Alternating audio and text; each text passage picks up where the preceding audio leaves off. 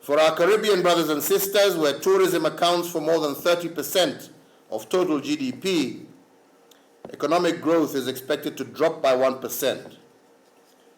These numbers, Excellencies, reflect a dire economic situation for ACP countries.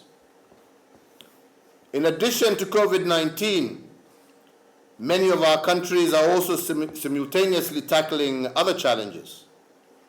For us in the Eastern African region, we are experiencing an invasion of desert locusts as well as floods, while in the Caribbean and Pacific, the devastating effects of rising ocean water and the impacts attributed to the effects of climate change have continued to cause severe destruction.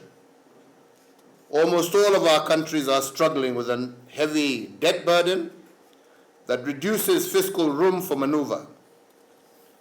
It is estimated that OACPS countries will require between 50 to 60 billion US dollars in 2020 to meet their international debt obligations.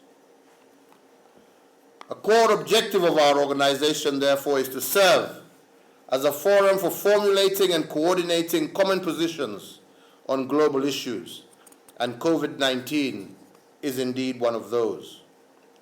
We need to invoke this objective and affirm the OACP's solidarity and cooperation in mitigating the effects of COVID-19 pandemic for all our member states.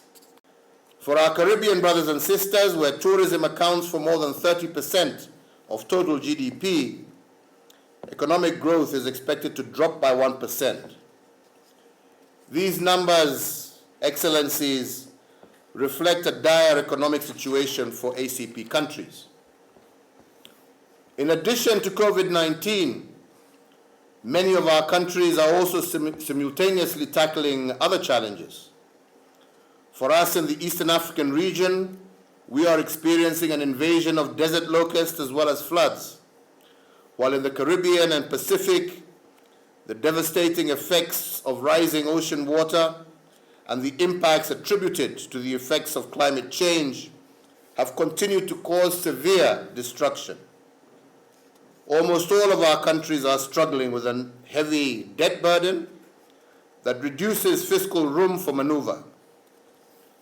It is estimated that OACPS countries will require between 50 to 60 billion US dollars in 2020 to meet their international debt obligations. A core objective of our organization, therefore, is to serve as a forum for formulating and coordinating common positions on global issues, and COVID-19 is indeed one of those.